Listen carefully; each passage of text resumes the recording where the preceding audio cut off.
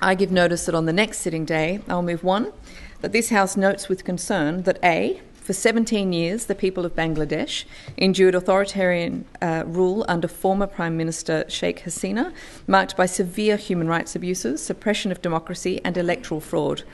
Following nationwide student-led protests in mid-2024, the government collapsed and Hasina fled the country in August 2024. B, according to Human Rights Watch, Reuters and the United Nations, more than 2,732 people were killed, over 30,000 were injured, and at least 39 children lost their lives during the protests.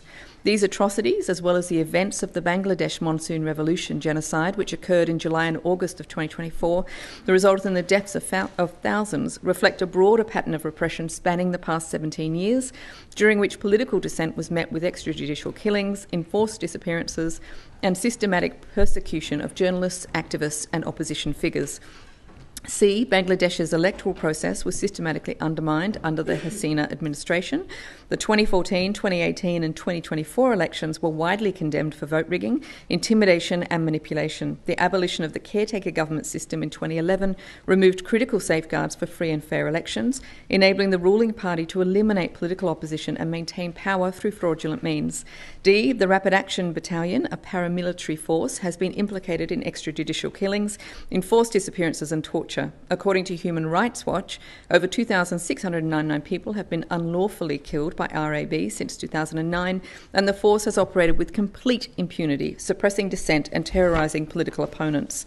E, the judiciary under the Hasina administration was weaponised to silence critics, imprison opposition leaders and protect regime loyalists. Judicial bias, politically motivated prosecutions and the misuse of laws such as the Digital Security Act to suppress free speech have severely undermined Bangladesh's legal system.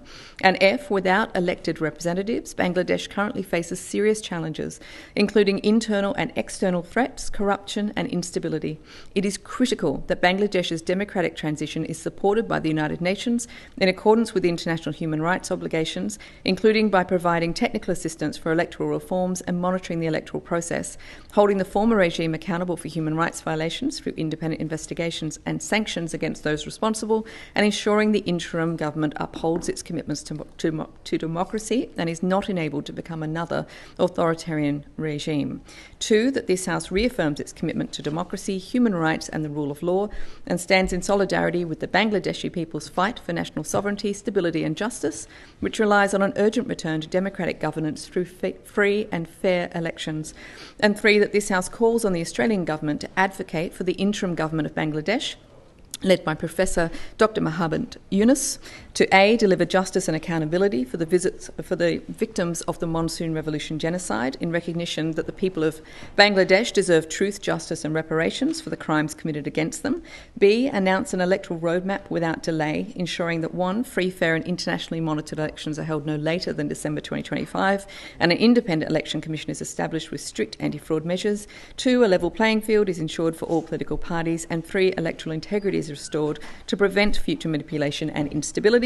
C, immediately disband the Rapid Action Battalion and hold those responsible for extrajudicial killings, enforced disappearance and torture accountable, conduct independent investigations and legal proceedings against individuals responsible for human rights abuses, and establish a restructured law enforcement system that upholds human rights, transparency and accountability.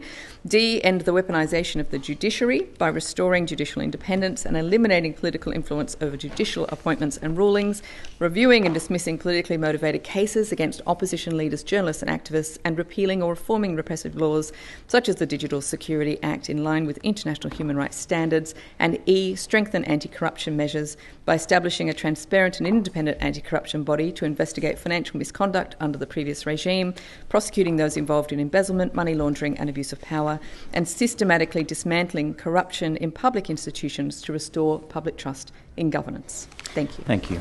Before